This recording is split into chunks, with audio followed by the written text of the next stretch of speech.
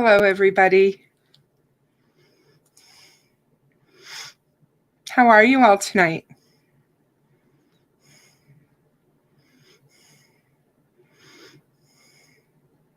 It's good to see you all.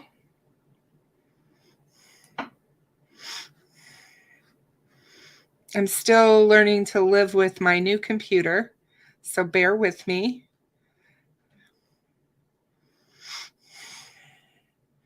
Hey, Jennifer. Hi, Jacqueline. Hey, Daisy. Louisa. Hi, Mary. Hey, John. Hey, Tekta. Hey, Sally. Good to see you.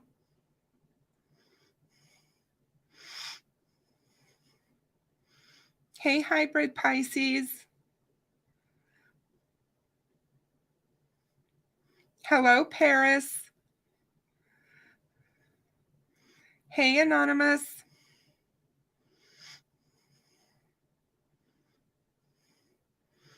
Hey, Digital. Hi, Cheryl. Hi, Pigeon.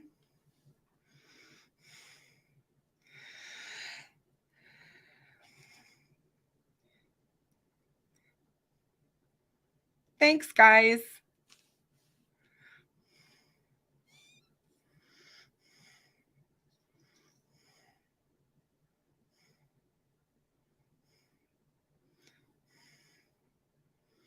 Hey, Truth Justice, how are you? So good to have you back. Hi, Savannah.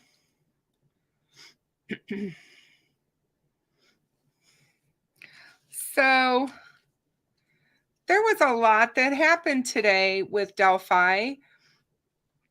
Thank you, Truth Justice. You're very kind. So I thought we would definitely need to talk about some of the stuff that's gone on with the Delphi case today. Hey, Remy Stuff. Hey, Chad. It's good to have you all here. I did want to say, just with the Kylie Rodney case, I did post on the community page today. If you guys have not read that, the family did put out a statement, and I did want to read that really quick. Just give me a second here.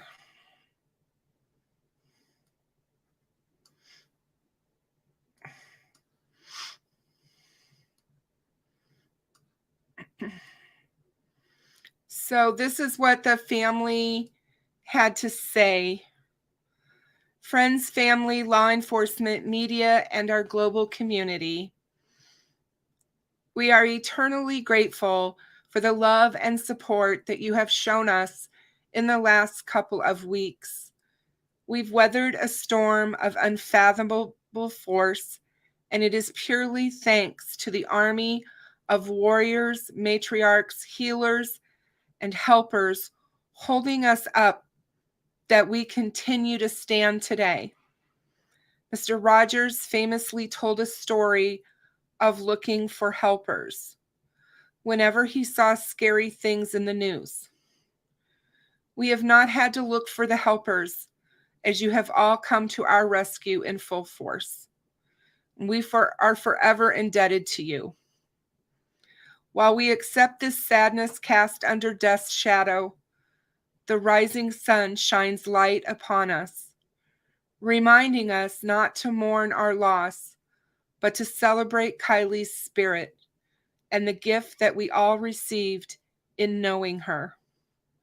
Kylie will surely remain with us even though we will not get her back. There are certain occasions when words fail.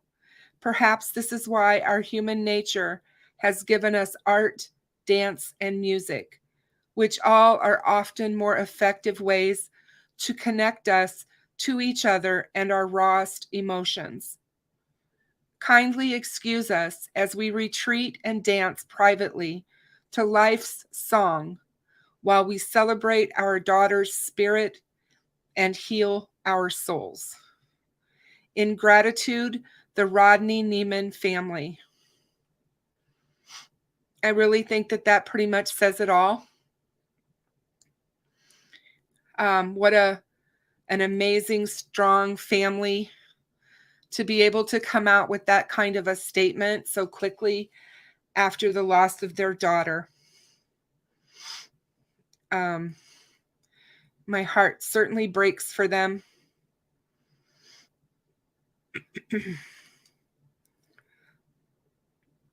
Hey, Pam. Hey, Pigeon. It was really hard to read when I first read it, but I really thought it was something that I should post. And I wanted to read it to you guys tonight. So let's get right into the meat of what I wanted to talk about tonight. There's been a lot going on in the Delphi community, obviously. And there's the Murder Sheet dropped another episode talking about the FBI and a lost videotape. And it's very interesting. Hey, Unsolved. How are you, Allie? Good to see you. One of the things that I have found about this, I listened to it twice. I listened to their show twice and I took notes because I didn't want to misspeak about it. But basically, they started out and talked about the FBI's history in the 1970s when there was a lot of accusations being made about corruption within the FBI and things like that. There was a lot of bad behavior happening with certain agents, and not everyone in the FBI was guilty of being how do I want to say, guilty of being involved in this corruption. And I think it's real easy when we talk about corruption within law enforcement or within certain law enforcement agencies to lump everyone in. And I know the old saying, one bad apple does not make a whole bunch. So we have to continue to remember that. And we have to remember to not lump everyone into that category because that's unfair. There are good men and women who join the FBI, probably more so good than bad.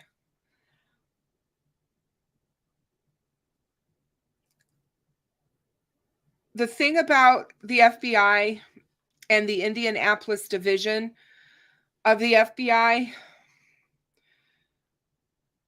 there's history there, and the Murder Sheet brought it out, but a lot of us already knew this information that have followed this case so closely for the last 6 years, almost 6 years. And they talk about the history. They talk about the history of the agent in charge of the Indianapolis FBI location. And that agent in charge was W.J. Abbott. And J. Abbott is also the FBI agent who was present in Delphi when the Delphi murders occurred. And he was able to gave, I know for sure, a couple of live interviews regarding the Delphi case. And we're going to watch one of them here in just a minute. But one of the things that the murder sheet brought out about Jay Abbott was his history in a negative light of running the Indianapolis FBI field office during a very, very prominent case that we are probably all pretty much aware of in the true crime community. And that would be the USA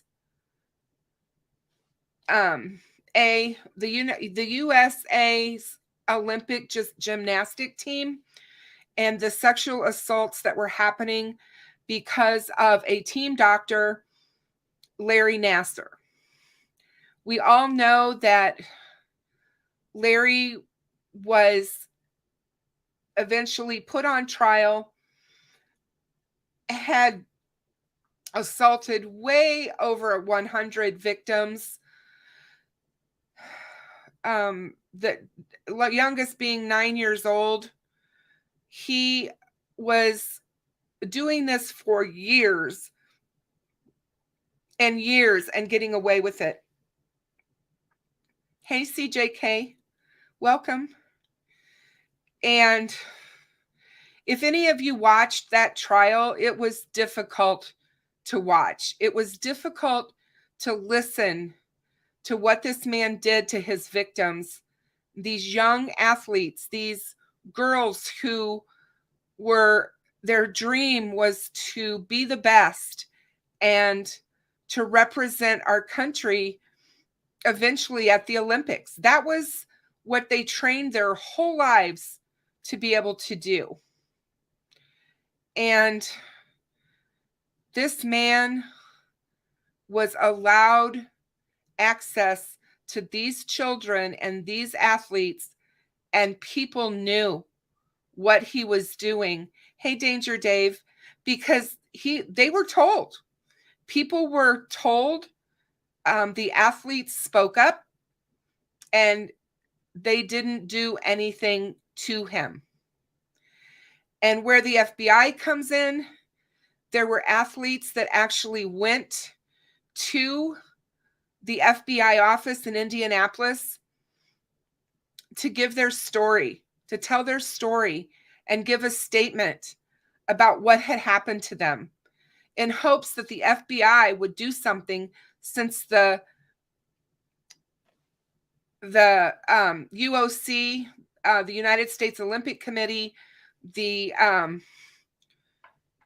United States Gymnastic Association, nobody was doing anything to help them. The girls had, numbers of them had spoken out. They had told Michigan State that this was happening. Nothing was being done to this man. So they felt their next recourse was to go to the FBI, and the FBI is supposed to be known to protect us. And they did this. And the field office in Indianapolis who handled this, the head of the field office was W.J. Abbott.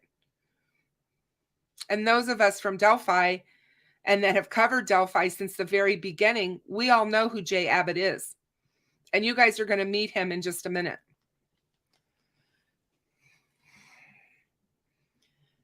Jay Abbott was accused, and along with his agents, of gross misconduct. Gross misconduct in the Bureau. Hey, Melissa, thank you so much for joining. Welcome to the doors. We are so happy to have you. So happy. Thank you.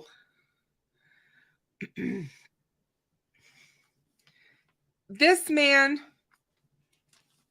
was unbelievable. And there was an FBI agent that was supposed to be handling the statements from these athletes. His name was Michael Long, I think it's pronounced Longman. And he did not take their statements down correctly. In fact, he left pertinent information out, and he also changed information. And he was doing this to protect Larry Nassar.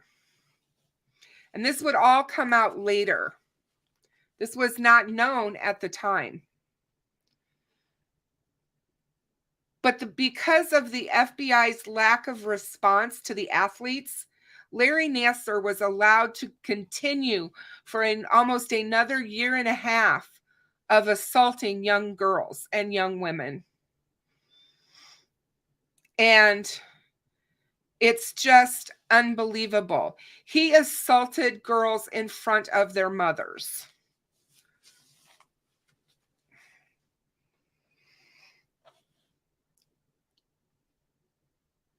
Michaela Maroney, who, if you all remember, she was on our Olympic team. She was 13 years old the first time Larry Nassar assaulted her. And she talks on the Murder Sheets podcast about going to the FBI and telling the FBI agent her story, her truth of what had happened to her, and talked about in detail the abuse that she suffered at the hands of this man. And she disclosed all of it. She had never even told her mother what had happened to her. And she began crying while she was telling this story to them over the telephone.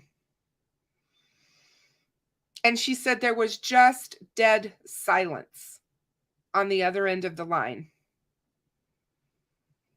She was so shocked by the silence and the disregard for her trauma. After a minute of silence, he asked her, "Is that all?" She said those words in itself were one of the worst moments of her entire experience and process that she went through to get Larry Nassar to justice. She said to have her abuse minimized and disregarded by those who were supposed to help her and to protect her made her feel like her abuse was not enough by saying, "Is that all?" She said, "But my abuse was enough." And they wanted to cover it up. They did not treat her story with the seriousness of the situation, and they basically blew it off. And for almost 15 months, they did nothing until the Indiana Star newspaper out of Indianapolis got wind of what was going on and blew the case wide open.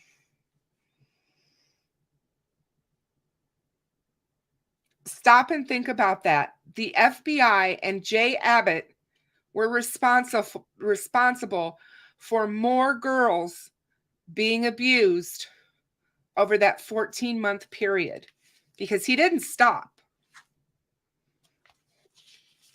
And this is the man who was the FBI agent that appeared in Delphi. Also, what came out in the Larry Nassar trial was that Steve Penny, who was the head of U.S. The U.S. gymnastics location where this was all happening, he had told Jay Abbott about a job that was opening up with the United States Olympic Committee. And he he could be head of security, and he was getting ready to retire from the Bureau. And Jay Abbott saw this as a prime opportunity to get a really cushy job in the private sector. And all the while, he's probably worrying about this while his agents are bungling the Nassar case as well as the Delphi case. And according to the murder sheet, now we do have to remember that this is what they're claiming. We do not have 100% reliability here because law enforcement's not spoken on any of this. But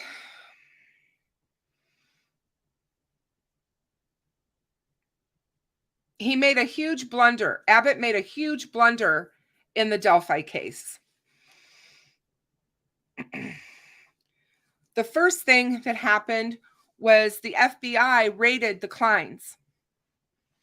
They raided the Kleins, and no sooner than they got them raided and got all of the devices, they did not even have a chance yet to look at all the devices and get all the information off of them. And they had an FBI agent named Bob Ramsey who came out publicly and cleared the Kleins. He said, Keegan Kline is not responsible for Delphi. They didn't even have enough information. But right off the bat, that's what they did. That is just an absolute bungling, in my opinion, of the case and the facts of the case. And I've said that all along. Then you have Greg Massa, who we've all seen. He was the gentleman who stands on the stage, who has the beard, darker hair, and he's at the press conference, the first press conference, and he speaks for the FBI. We have him as well. And he told us, he's the one who told us to be on the lookout for anyone who changed their appearance, changed what they had been doing that day, canceled an appointment, or, wasn't where they were supposed to be, used an excuse for not being where they were supposed to be, all of those things, or who was acting extremely strange or different after the murders. He's the one who told us to look for all of those things.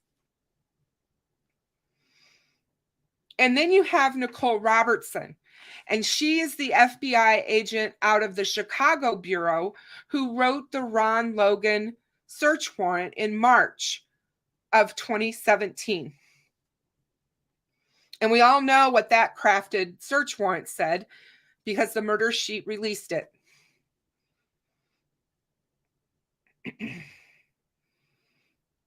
And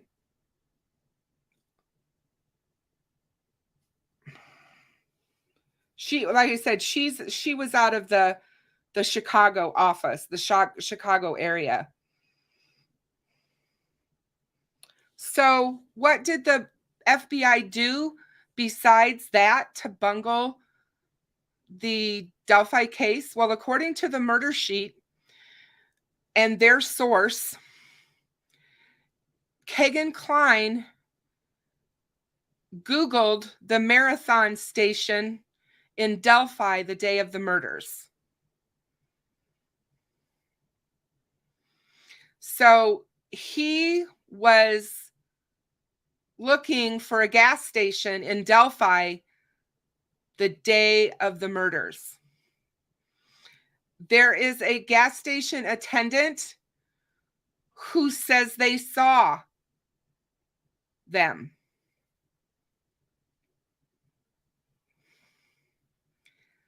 And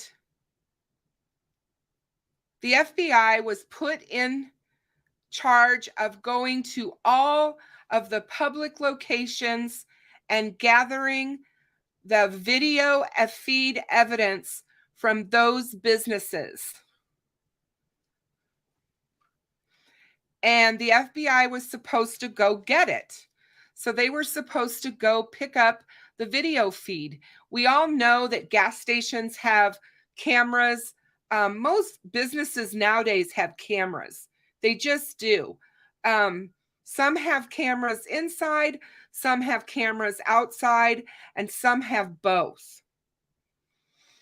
And it was the FBI's job to go get that video evidence so that it could be looked at by investigators. Well, they never got them. They never picked, they supposedly said they went and picked up the tape from the marathon station, but nothing was ever gathered off of it.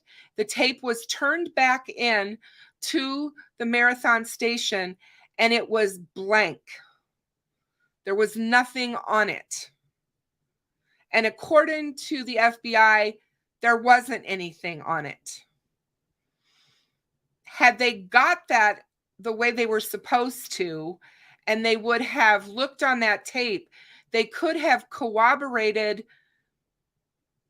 whatever witness said that they saw Kagan Klein at that location that day, or they could have proven if Kagan or Tony were at that location that day. I mean, they've got somebody saying that he Googled that location. There would have been a reason why that would have been done. You don't just go Googling gas stations for no reason, at least in my opinion.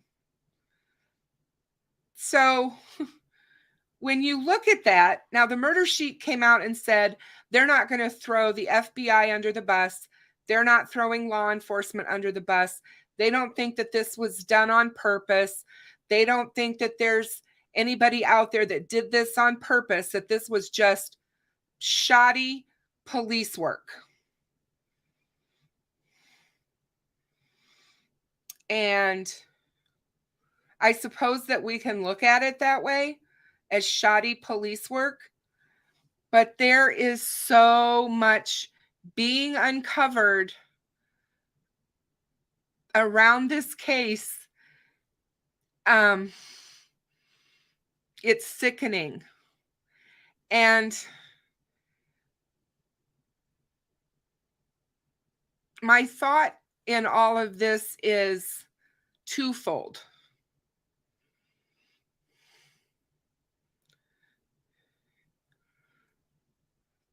If law enforcement knows who's responsible for this crime,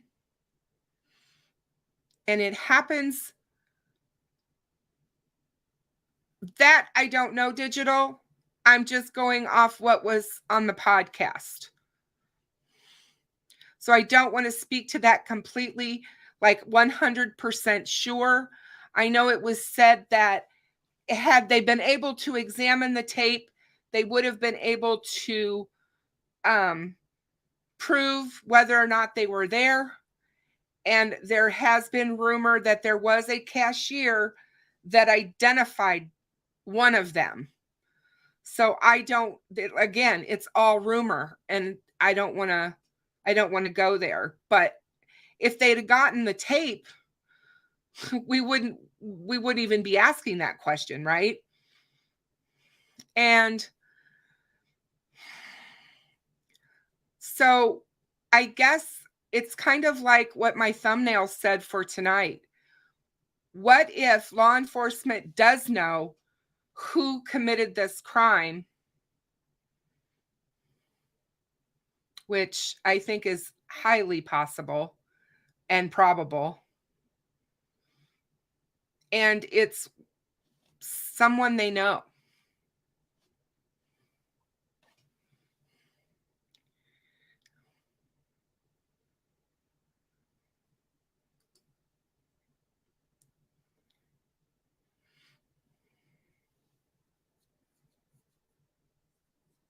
What does that mean?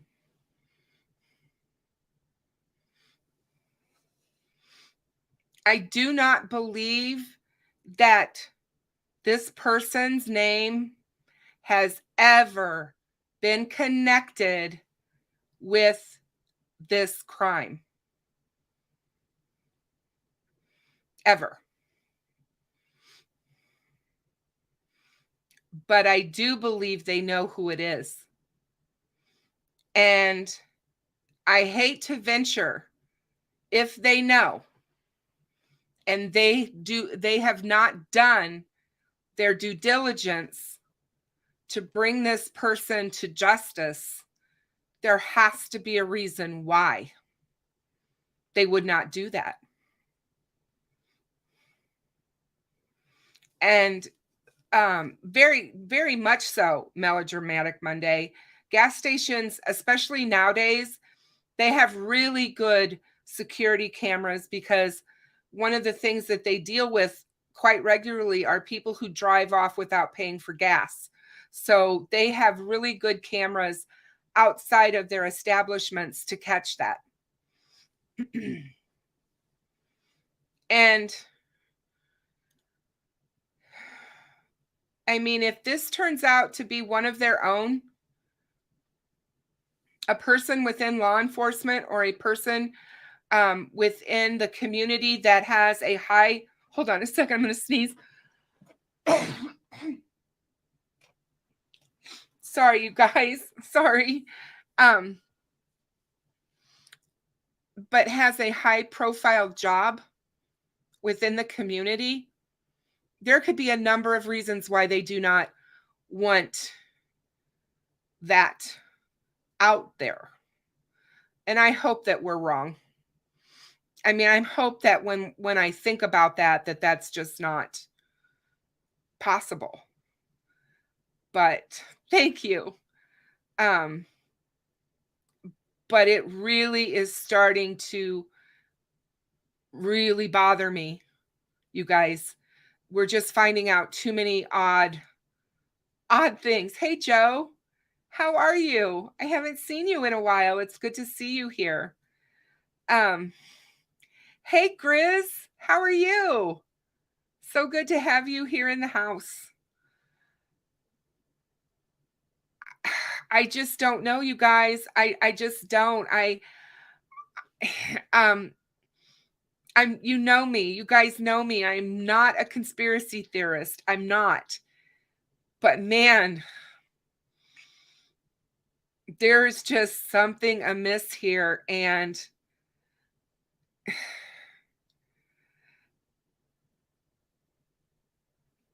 the Marathon Station is right in the center of town, by the way.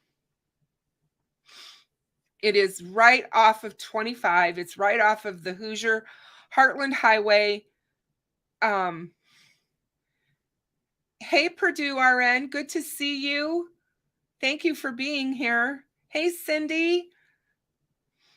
And there's just a lot of things that are not fitting the smell test, so to speak, that really stink, in my opinion. And I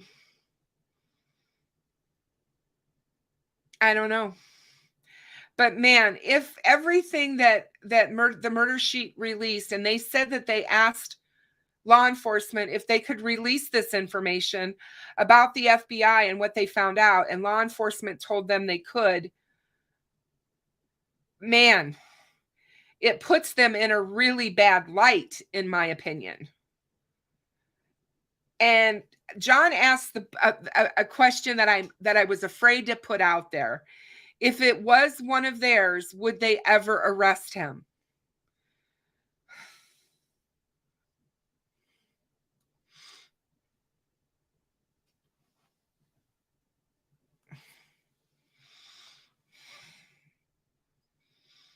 Hey, Miss Thing, good to see you. Honda Wither says maybe the FBI just covered up the tape to keep using Kagan for what they needed him for. Boy, that's true. That's for sure.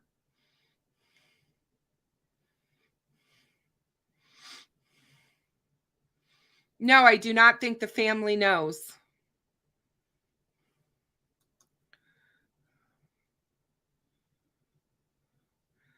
Um,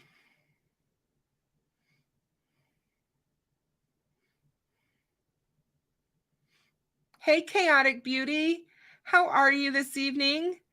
So good to see you here. I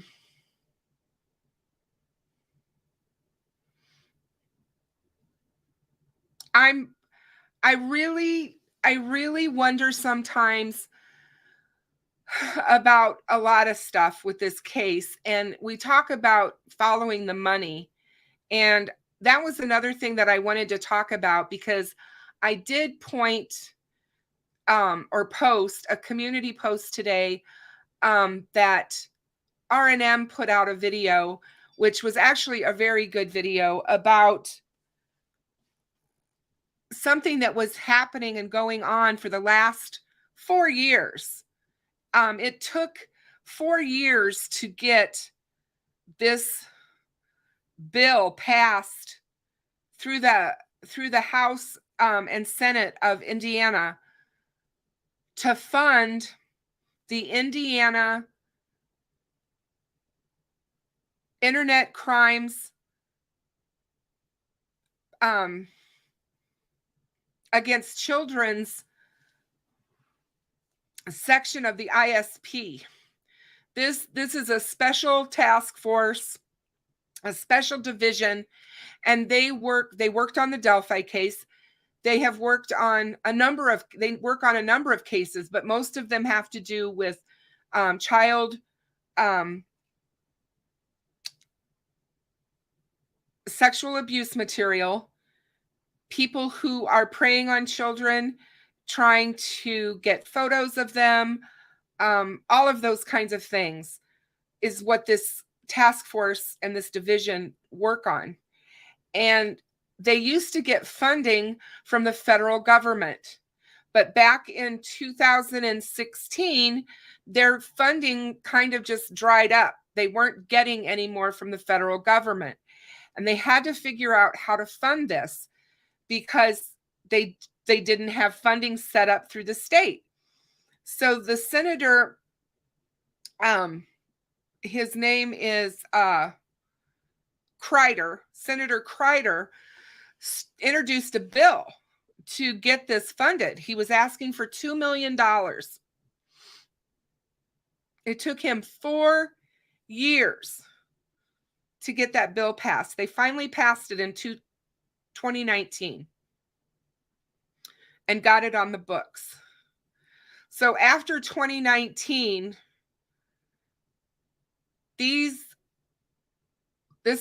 division was going to get $1 million, plus they were going to pass out money to all the other jurisdictions to help them fight these cyber crimes and to fight this internet mess that they've got going on in Indiana.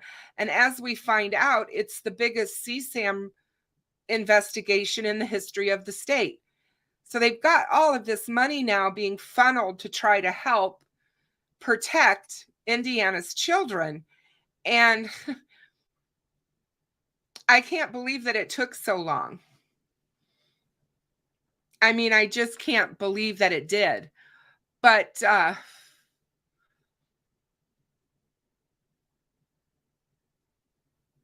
it's really sad, because it's not just in Indiana.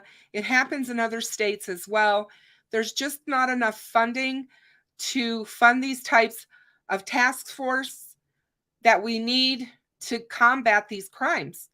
And so when I was talking to Unsolved Crime about this today, her and I had this talk. And one of the things that bugs me about Indiana, and the more I investigate behind the scenes of what's going on in that state, I feel like criminals are finding out that it's really good to be a criminal in Indiana, because for one, they don't solve murders. For two, they allow violent criminals out of jail with $500 cash bonds. I mean, who does that? Who lets violent criminals walk on a $500 recognizant bond. And we're talking guys who strangle their wives or their girlfriends, or these are all things that the Fraternal Order of Police talked about earlier. Hang on, I'm going to sneeze. God.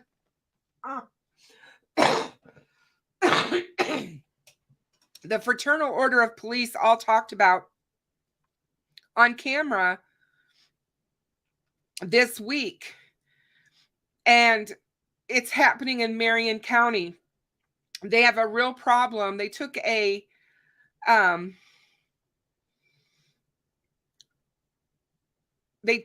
no confidence vote against the prosecutor in Marion County, which is Indianapolis, and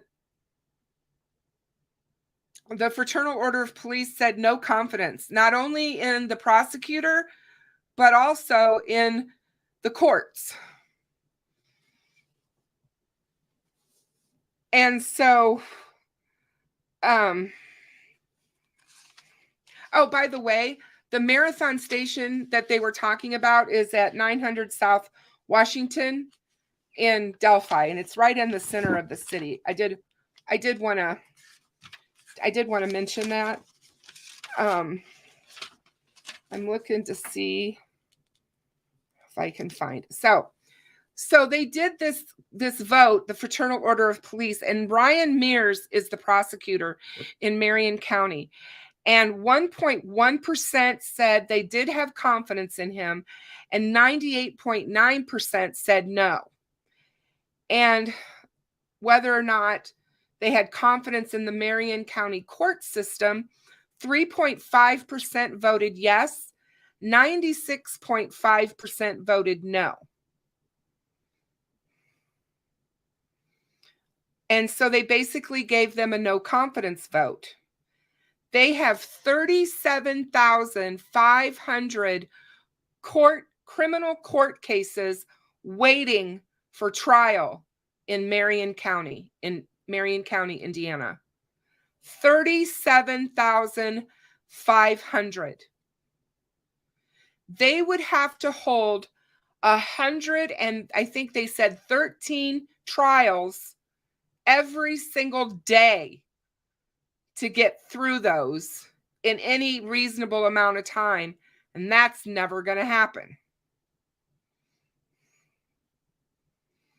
And they found out because they studied over, and this, yes, in one county,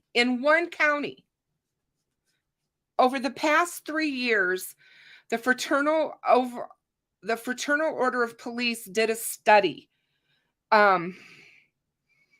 to look at violent offenders across the county. And they found out that violent offenders were being let out because of spelling errors. So they were allowing repeat offenders to go free out of jail.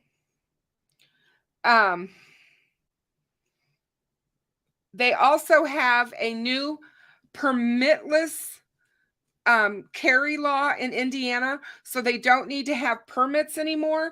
And the Fraternal Order of Police said that that's causing havoc with allowing these offenders, these violent offenders, back out on the street. The court has denied juvenile records to be looked at by police.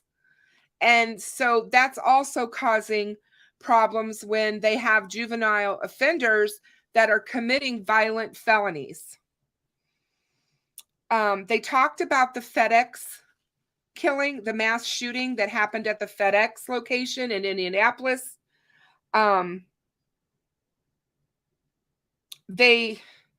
They said that the person that is responsible for that shooting had a red flag file on him, and it was overlooked by the prosecutor, Ryan Mears, and that person should never have been allowed to purchase guns, but he was. Ryan Mears, the prosecutor, actually came out in public and stated that he is not a partner with the police. And I found that absolutely ridiculous, because we all know, or we should if we follow true crime, how even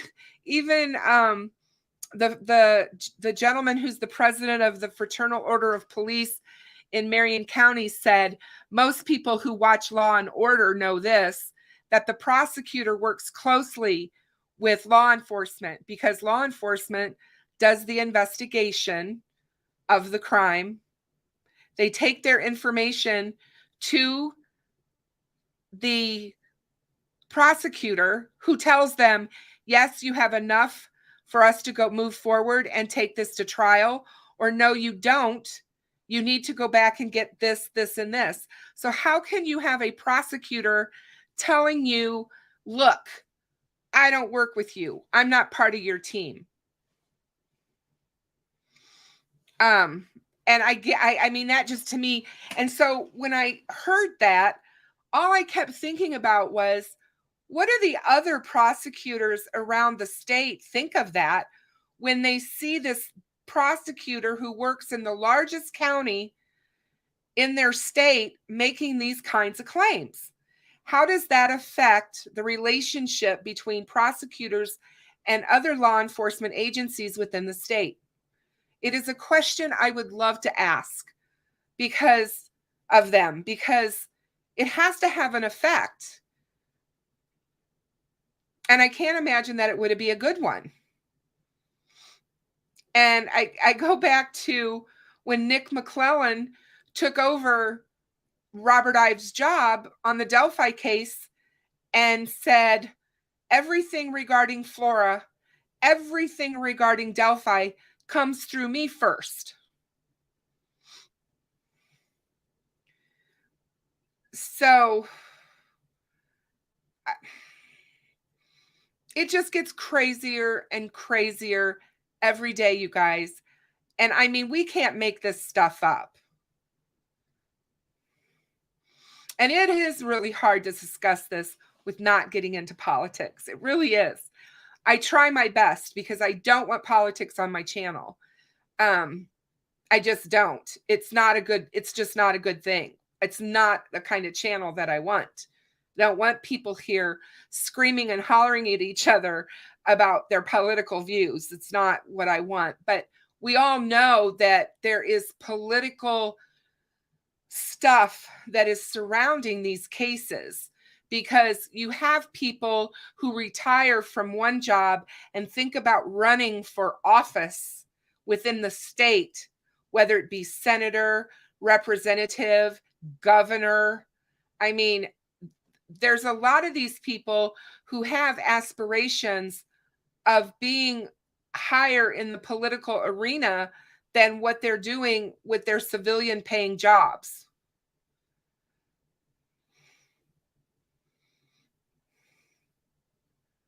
And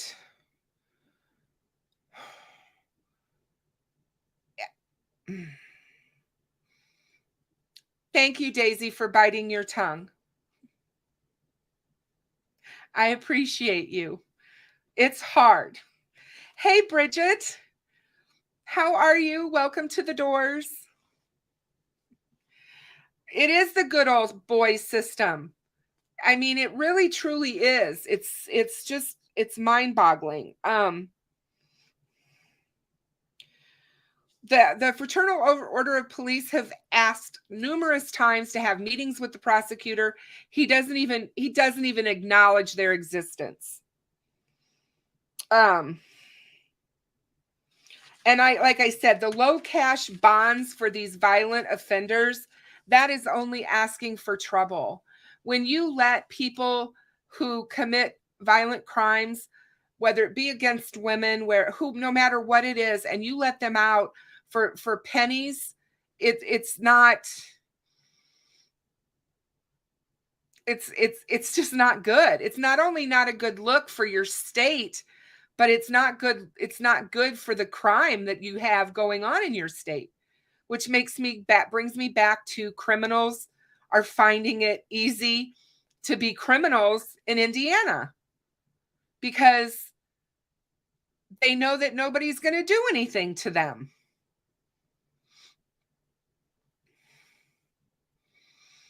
And I mean, I've said that before. We have to follow the money. There's a lot of money that is coming into these cases. The Fraternal Order of Police talked about the Delphi murders.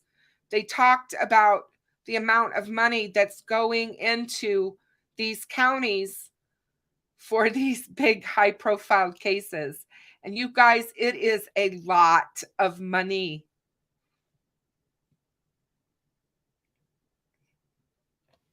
This last year in 2021, Indiana as a state had a $7 billion surplus.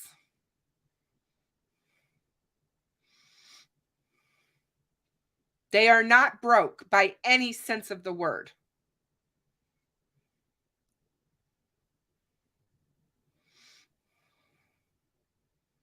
And it makes you wonder.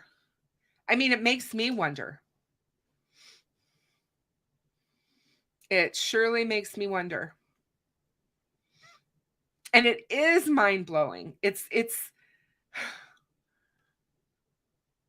like I said, you know, you look at what should be happening and what's not happening, and you get all these excuses and all the reasons why and why not. And I can tell you if I can tell you if this happens in Indiana with Delphi and the FBI screwing up getting these tapes, there was definitely screw ups major in the Flora case.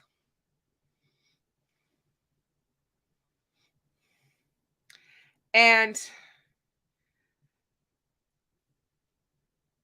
there's a lot of public records out there unsolved. There are a ton of unsolved. There's a ton of records, public records out there where people can go look this stuff up. We're not making this stuff up. It's out there. It's just a matter of looking at it and putting two and two together. And I agree with this one. The court continuances are ridiculous. But when you have 37,000 cases, criminal cases, that's not anything civil, you guys. That's no civil court cases. That's just criminal court. When you have that many in one county sitting there ready to be tried, you have a major, major problem. And I don't know. I just think somebody talks about Tech Death, you're right. The Burger Chef murders were also bungled by law enforcement just from the beginning. And anybody that follows true crime knows that if they bungle the case within the first 72 hours, it can really, really, really make it difficult to solve, depending on what those mistakes are that they make. And trust me, I know that law enforcement has a really tough job. I know that law enforcement has a really, really tough job. I am not trying to say anything bad about law enforcement here, guys. I just know that there's some bad apples out there. I'm not talking about the whole force. I'm not talking about that. I just think that there's some bad apples out there. And as far as this digital, I've thought about that many times on whether or not they are being given information that may or may not be true. Somebody asked that question today, and I can't remember where I saw it. Maybe it was on the Unsolved the unsolved channel, but I saw that question put out to subscribers, and maybe it was their channel. How would you feel if, or maybe it wasn't, I don't know. I saw it on somebody's channel. I apologize. But the question that was polled was, how would you feel if law enforcement was lying to us so that they could apprehend people who are hurting children? Would that be okay with you? And I don't know that if they are being fed information that may or may not be completely true, I don't think it's to make rabbit holes deeper, but I do think it could be to keep us off of where they're looking. I do believe that. And I'm still going to stand behind what I've said forever. I do believe there is a contingency surrounding these cases that don't want it solved. No matter how hard that is to believe, or how hard that might be to get our heads wrapped around, I believe it. I think that it's really important.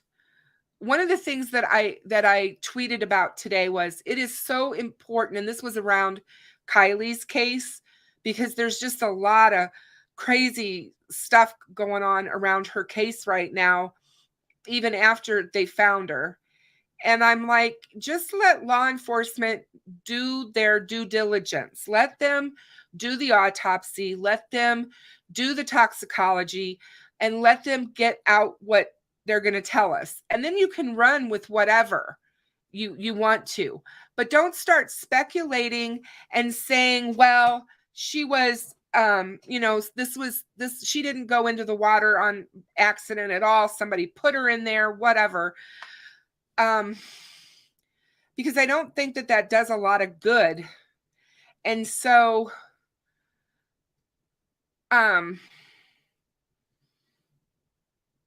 I just think that we need to be careful in how we tell these stories and how we cover the stuff that comes out. And I do think that like I said, if it's true,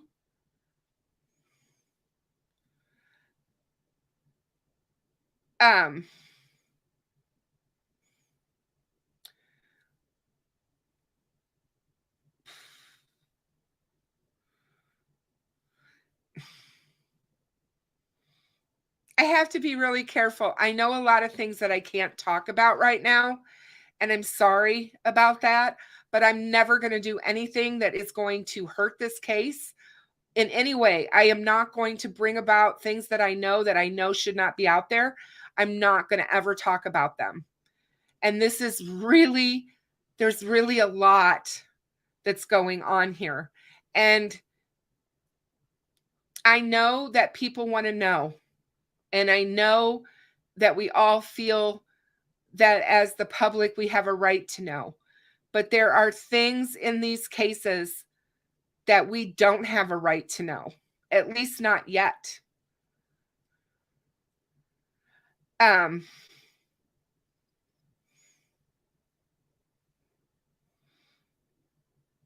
Hey, Frank Meister, how are you? Good to see you here. Hey, Sleuth, how are you? Always good to have you here. So that's the way I feel about that, you guys. We are being led to believe things that may not be true. And I've said it, for a while, that, part of law enforcement came out and told us, hey, this is not everything that you're hearing on YouTube is not true. Everything they said that YouTubers don't have it right. That could be very true. And, you know, we may not have it right. I'm beginning to think that we've never had it right, because I do not believe that we've ever heard his name. In all of those names that are out there that people have talked about for nearly 6 years, it's not any of them, you guys.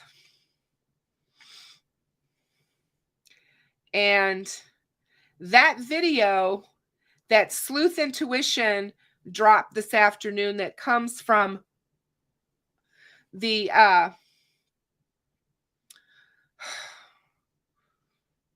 new channel, The Unsolved.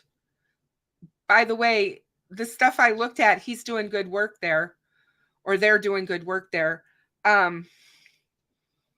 Make sure you guys look at that. I posted that on my community page. I'm going to show you this video of Jay Abbott. So hang on a second. I want to share my screen.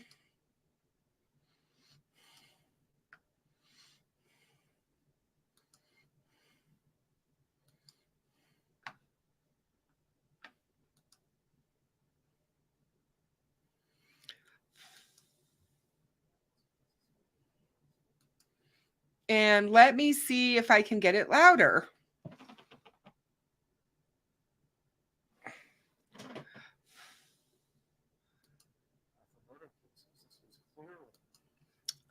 Hang on one second. New computer.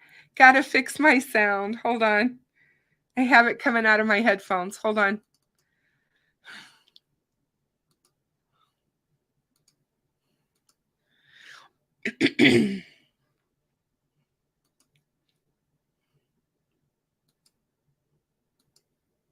Case that was within the jurisdiction of the state police. And Doug Carter, superintendent of Indiana State Police, is a good friend and a great colleague during that time, and continues to be a great friend. He came and asked for our assistance.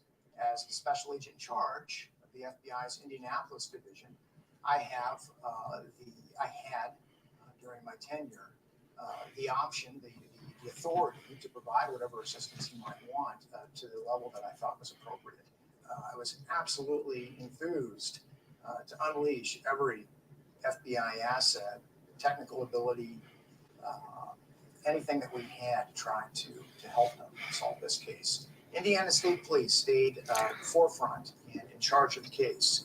But I will tell you that there were those days when the FBI certainly had more personnel in and around Delphi than anyone else in law enforcement. Some days I think we were over 100 personnel that I was trying to keep track of. So 100 FBI agents are in Delphi that he's trying to keep track of, and they couldn't go and get a videotape from a marathon station and secure it. Don't tell me that, Mr. Abbott. Don't tell me that. All doing various things in different capacities, whether it was with the command post, videography type things, voice type analysis, crime scene experts, behavioral analysis experts, and then of course just numerous agents pounding the pavement, running down leads that we have from thousands and thousands of tips. When you're out there, week 1, week 2, month 2, month 5, year 1, what goes through your guys' mind when you are still no arrests? Each day that went by, we just felt like that we were going to be closer and closer and closer. And the investigators that Doug with the state police had assigned to the case, that I had assigned from the FBI, were extremely competent, very reliable, very intuitive as to how they did their investigations. They worked together seamlessly, and we were very proud of them because of that. So we just felt like with each day that we would have that break. I was very impressed oftentimes, and I would go up there repeatedly. And in the position I was in as the person who was in charge of the division for the FBI, you want to make sure you're careful not to meddle and interfere with the investigators' efforts. But you want to make sure they have all the tools they need and have everything possible that they can have at their disposal to have success. And one of the things I was most impressed by when I would go up to the command post, and I would always try to go up at times when I wouldn't be a hindrance, but they would usually start their day with a prayer. And just, today is going to be the day that we finally bring justice to this case and ease the pain of, for the families and for the community. And I was very impressed with that. And just to go up there and see everybody genuinely wanting to see a positive outcome in this case and bring closure, bring a solution, bring an end to it, was something I was very impressed with. And that was my involvement, making sure all that ran smoothly and the investigators had everything. So his sole purpose was to make sure that everything ran smoothly.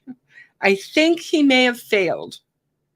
But we all know, and Corgi Mama just said it, that Mr. Abbott and Doug Carter are very good friends, and they and their wives have dinner quite often. And he talks about him as Doug all the time. You never hear him talk about Superintendent Carter. He always talks about Doug. They are close friends. They go to dinner on the regular with their wives. Now, I don't know if they still are or not after everything that came out, because, Abbott kind of really, his whole reputation was destroyed by what happened with the Larry Nassar case. But all I can say, at the time that the Delphi case happened and the time that the girls were murdered, he and Doug were very close. And it bothers me. It really bothers me. This is the same man who listened to these young women tell him and his investigators about horrendous sexual assault. And they were young girls, young as 9 years old, but some of them were 14, 13, 15 years old. Some of them, as I told you earlier, had not even told their mothers what had happened to them. But they got the courage to go to this man right here and tell him. And for 15 months, this man did nothing until the Indiana Star broke the story. So you guys make up your minds on what kind of person you think this is that was also overseeing the beginning of the Delphi case.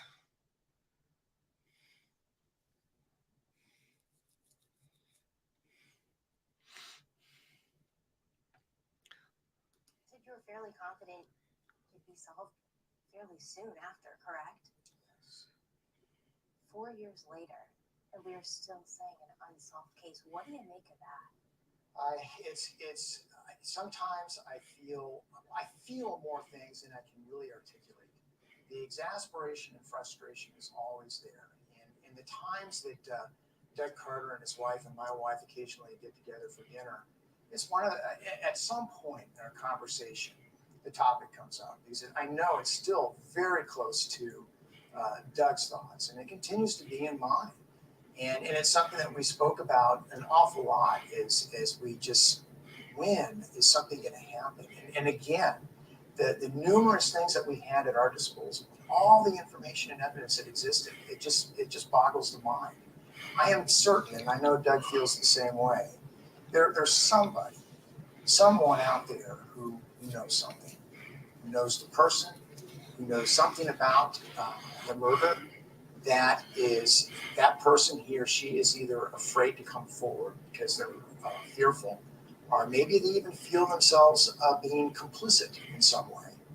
And to that person, I would tell them, we'll protect you. You'll be safe. And they would be doing an incredible service to the families and the community by bringing closure to them. And because I feel so strongly about many of the not circumstantial things, many of the crime scene things of which we won't speak about, that point to more of a signature that the killer left behind, we feel very confident that person comes forward. That's the thing that will help us. So there you go. Now you not only heard, you didn't just hear Robert Ives talk about signatures. You hear the FBI agent in charge talk about signature, and that somebody knows.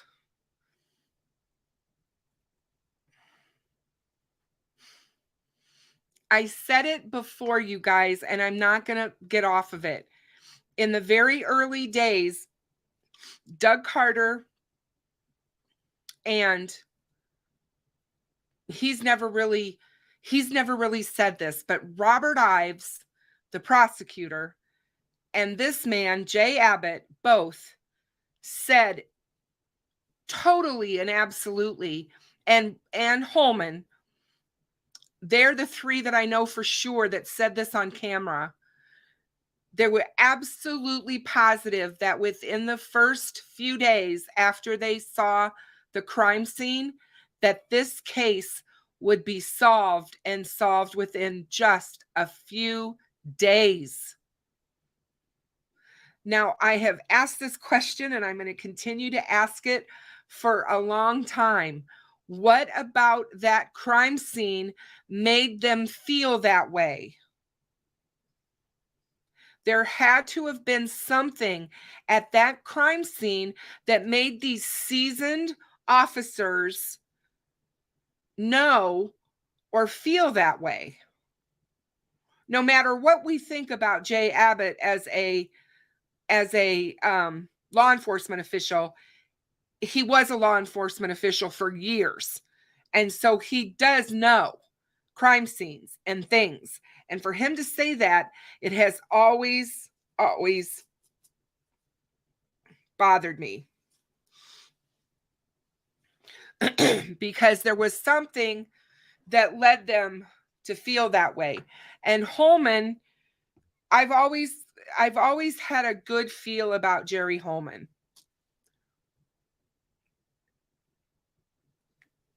And I will say that about him. So, and that's what I wonder too, Truth Justice, I'm sorry, whether or not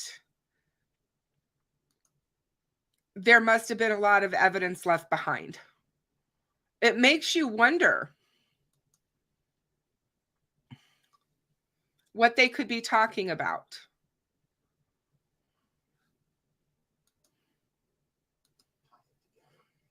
And that person who is out there, hopefully, would be viewing something like this, would hopefully build that courage and know that what they were doing really would have a deep meaning for the families and the community that has suffered this tragedy. There are things that occurred or that were found in the crime scene that only the killer would know. And so those are things that has been explained to the family and others, and certainly. So he says there in that portion of this interview, there were things that happened and that were at the crime scene that only the killer would know. And that has been explained to the families.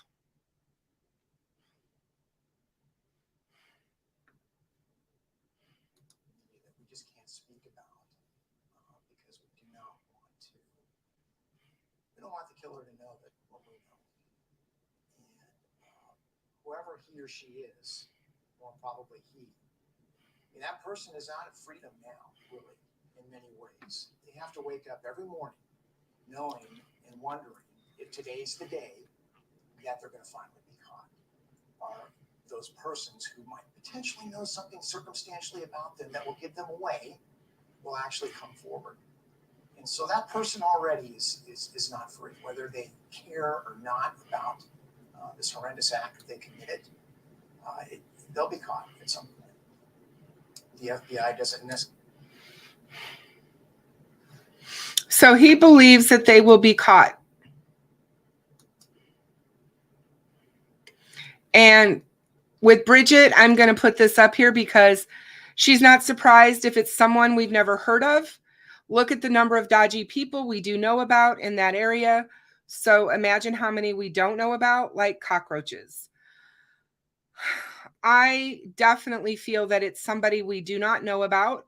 And I also feel that it's somebody that is well known to the community. They will know the name. They will know what their job was. They are going to know. So I will not be surprised if I'm wrong, because I've said it before. I don't have to be right.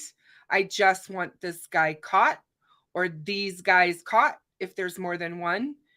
I just know that there's so much going below the surface of this case. And there, like I said before, if we could put up a huge board on a wall like they do on television and put up pictures of all of those involved, put your little push pins in and drag your little string and make all of your connections, it would look like a tangled spider web. There are so many connections, and after a while, the connections cannot be just mere coincidence. It just can't.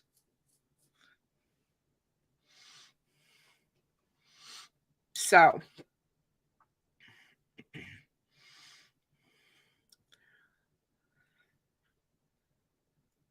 yeah, I know, David. I know. We'll have it solved within days. Almost 6 years later, here we sit, right? But I will say this. I do agree. I do think, I don't remember who said it. It might have been Gonzo the other night on Unsolved's live stream with me, but I do believe that it's getting closer. I do believe they are onto this guy. I believe they know who it is, and they have to have the case with all their ducks in a row.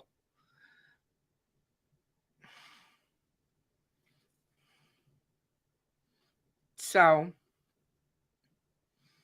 there's a lot that is going on, and I'm not going to give up hope ever. I know there's a lot of people out there that say, the case will never be solved. I'm not going to do that to Kelsey and her family.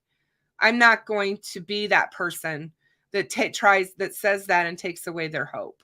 I just don't want to do that. I wouldn't want it done to me. I'm not going to do it to them. Because when you lose your hope, you have nothing. I just hope that those in charge, those who are at the top, are listening and taking heed and knowing that we're not going to stop looking and keeping our eyes peeled on the kind of job that they're doing in both of these cases, Delphi and Flora.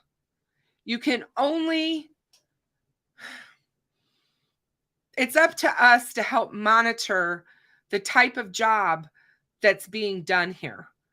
And I've often said it's really tough when you have the fox guarding the hen house. And when you have the fox guarding the hen house, that is not a very smart farmer. And in my opinion, in some ways, we have the fox guarding the hen house in these cases. And that's why I would like to see independent eyes brought in that do not have any skin, so to speak, in the game. They're not looking to jump off into the political arena. They're not looking to make a name for themselves politically in any way, shape, or form, whether it be a prosecutor or whether it be a sheriff, whoever it is. We need a very neutral person who will come in, take a look at all of the evidence, take a look of what's gone on in this case, and make a decision on, has it been handled correctly? Has it been bungled? What point do we say that? And I give kudos to Doug Carter and to Carroll County for asking the GBI to come in the fall of 2018, because that took a lot to do, to bring in the Georgia Bureau of Investigation and say, look, we need eyes on this. We're not sure what we did, and they supposedly got them turned around and on the right course. God help us if they've screwed that up again and it's on some other course, right? But I really feel that it wouldn't hurt at this point to have other eyes on this case.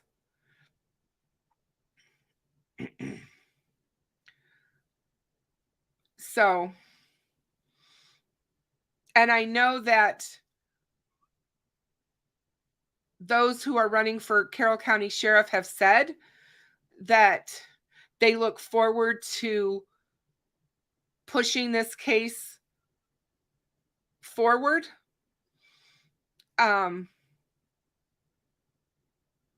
Maybe things will change in January. I don't know. I would like to see it solved before then. I really felt like it would be. If you would have asked me this question back in April, I would have told you, and I'm sure I did on my live streams, that I thought by the end of this year that we would be coming to a close and to a resolution in the case. And there are times when I feel like we are, and then there's other times when I find out more information that I'm just like, oh Lord. So we'll have to wait and see on that one. But there's some really good cold case detectives out there and investigators. There's also some really good investigative reporters who are really good at getting information and really dialing down and figuring out some of this stuff. And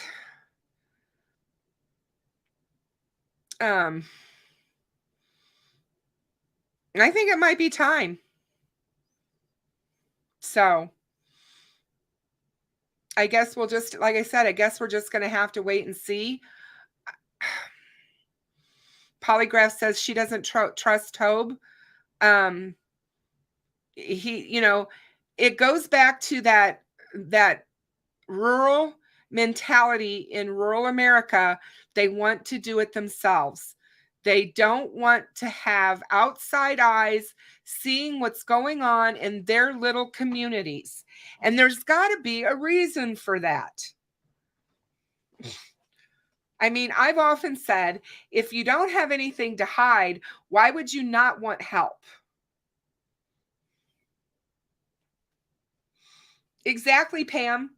Ken Maines offered his help free of charge, and they said no.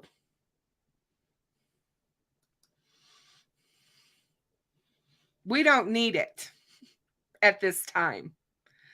So it's like, what don't we need?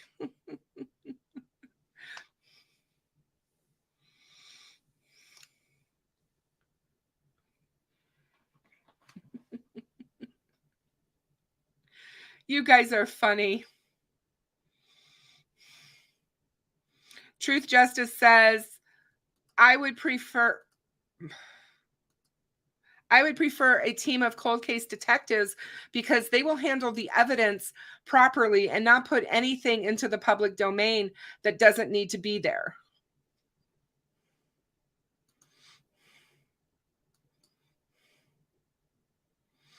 And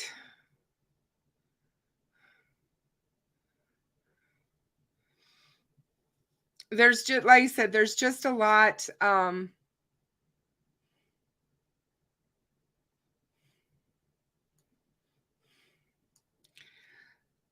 Yeah, what Kelsey's had to go through is absolutely sickening. And the people that are out there that are pushing that narrative, I don't have any use for those people.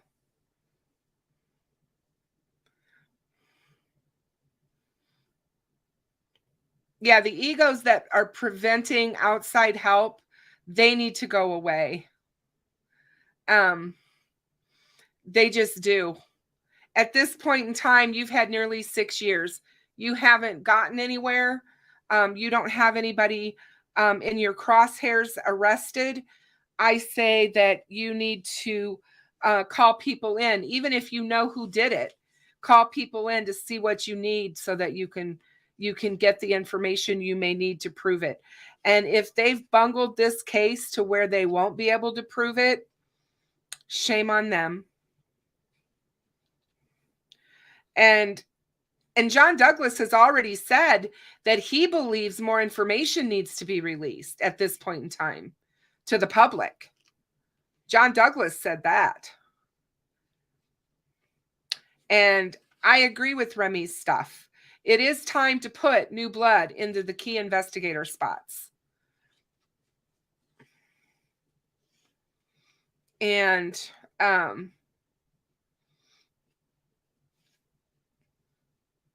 they're just not used to this type of an investigation. And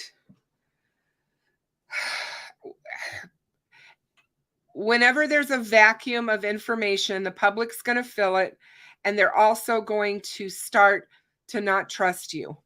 When there's just this vacuum and there's nothing coming out, then the public is going to start believing you're not doing your job, you're not doing anything to move the case along, and law enforcement should be smart enough to know that.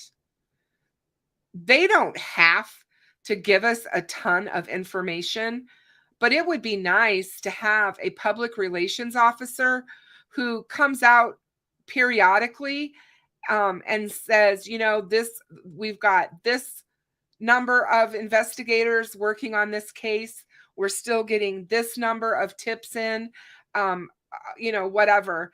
But they don't even do that. Yeah, they are certainly holding their position as 48th in cases solved. They are probably going to fall in that if it keeps up. I mean, you got 37,500 cases sitting there waiting to go to trial. I mean, I don't know when that's just in Indianapolis, in Marion County. That's not even the rest of the state. So, yeah, it's crazy. All right, you guys, let's get ready to get out of here.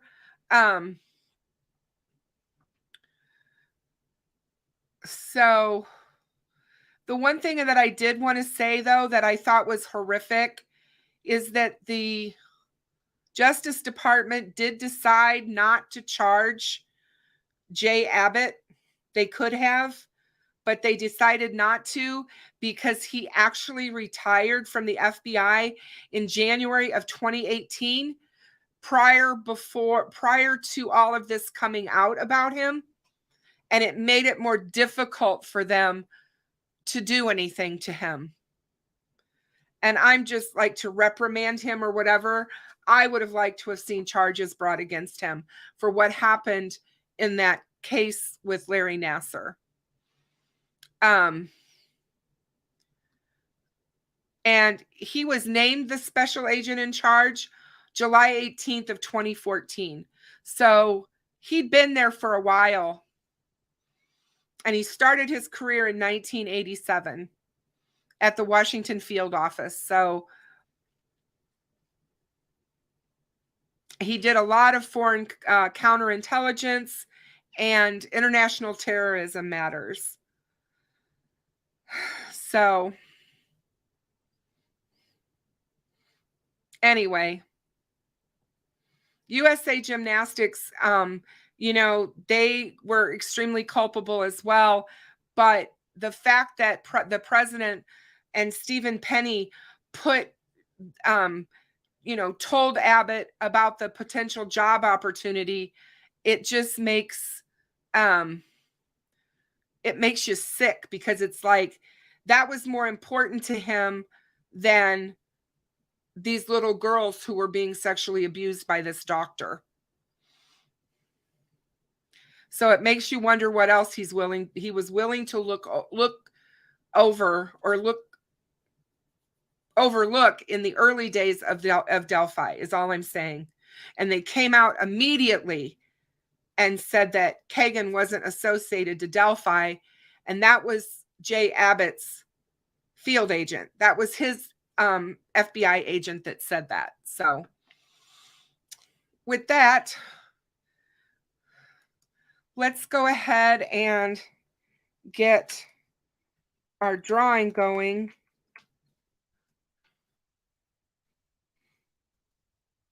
Just give me a moment, please.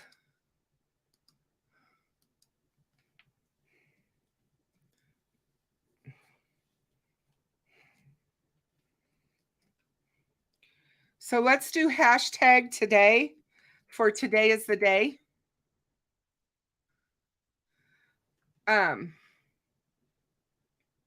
Hey, Michelle, how are you?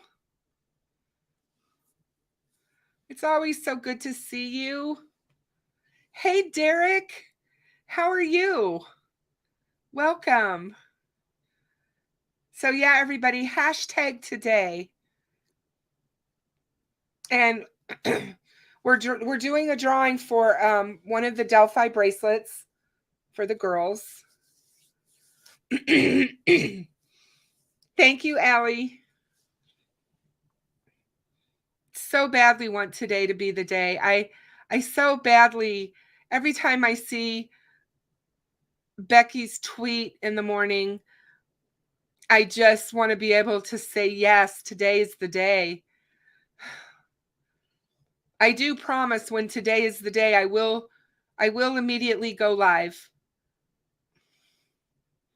I know I wasn't one that did that for Kylie, but there was a reason I didn't.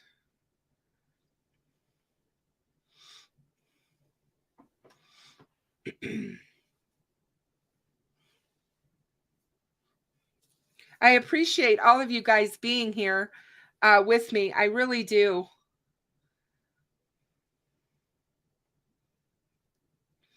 Just so you guys know, you can donate tea to me by going to Buy Me a Coffee. I think, oh, I'm going to sneeze again. Oh my God, I feel like I'm going to sneeze. I don't want to sneeze on you guys. I think I'll drop it in the chat. Thank you, Jennifer. Yeah, just go to buymeacoffee.com, Kristen the Doors, and you can buy me a tea, because I don't drink coffee. And that's another way that you guys can support my channel. Of course, I do have the membership available as well. And if you're not a member, please consider becoming a member. I'm going to start having my member-only shows really soon.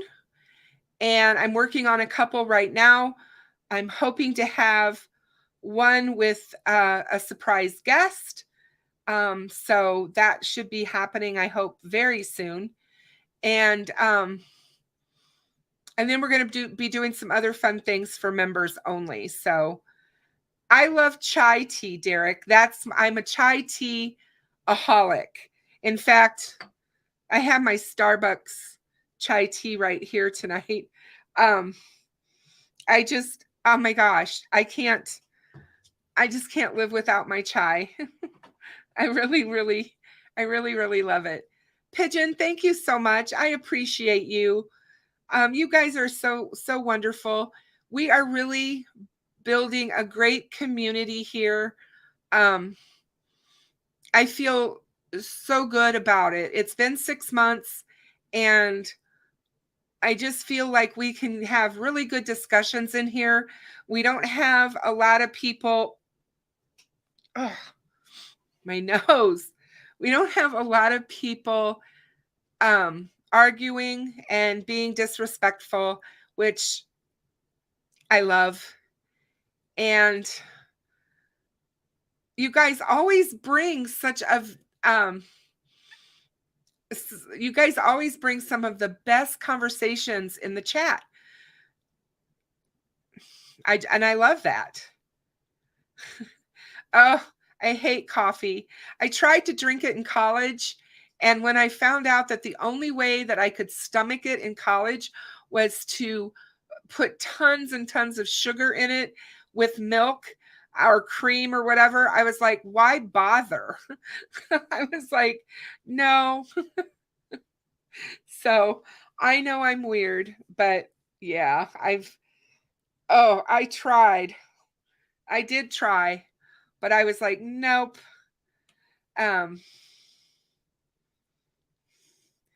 Thank you, Hybrid. I'm so happy that you're here, and I'm very proud of this community, and I couldn't do it at all without my mods and the supporters that I have, my members, the subscribers who come every single time. These guys support me, and it's really heartwarming to see. So I enjoy them, and I enjoy being here. So I've got 14 entries. Does anybody else want to join in on the drawing tonight? If so, make sure you drop hashtag today, and I'm going to draw here in just a second. Once I do draw, if you win, you just have to email me your information, and I'll get your bracelet sent right out.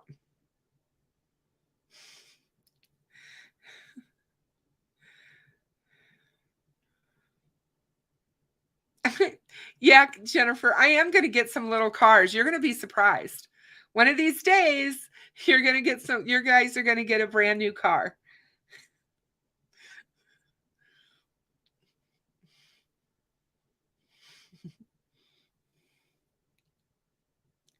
Oh, I love you too, Allie. Here we go, guys.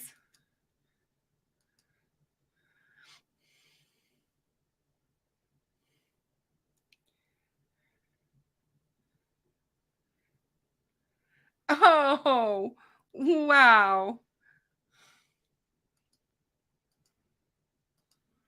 And the winner is John France. Congratulations, John. I'm going to do one more drawing just because I can. I'm going to draw one more time. John, make sure you send me your information.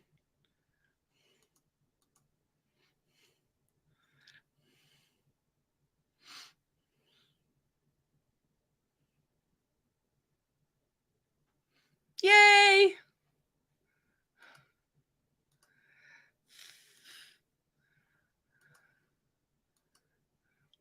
Cindy Della Fuente. Cindy, if you're still in here, make sure that you send me your, email me your information so that I can get your bracelet sent out to you guys.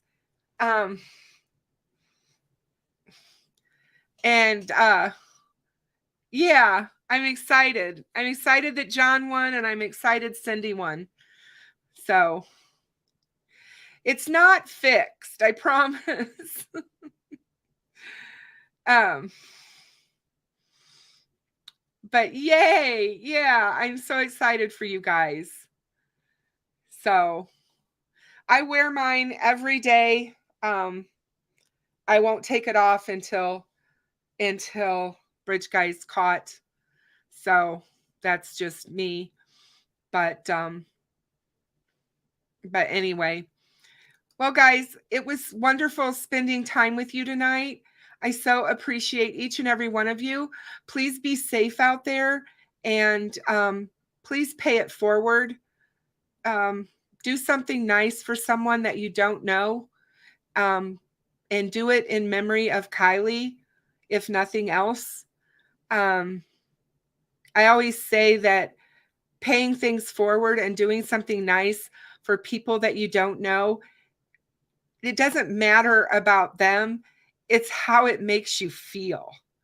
Because I love to do that sort of thing. So you guys have a great evening. I'll see you all on Thursday.